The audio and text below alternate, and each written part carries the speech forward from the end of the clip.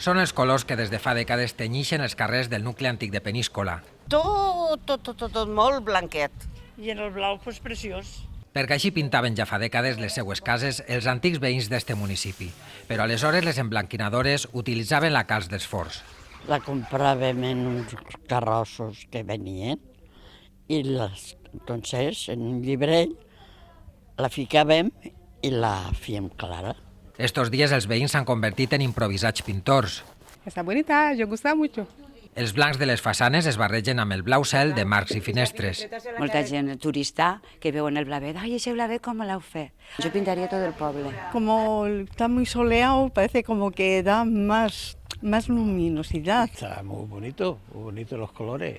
L'Ajuntament vol que els seus veïns decorin les cases segons unes pautes. Per això ha editat una guia de restauració.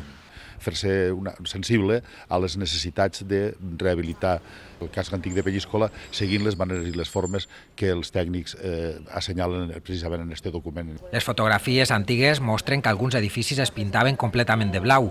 És el cas d'una de les esglésies que ara ha recuperat este color, el que ha provocat un debat pujat de to. No m'agrada molt. Pues me gustaría más blanca, fíjate. Pero bueno, yo que sé, a lo mejor aquí este color es que se lleva más. En total cal pintar prop de 300 cases, d'un casc antic ara candidat a Patrimoni de la Humanitat.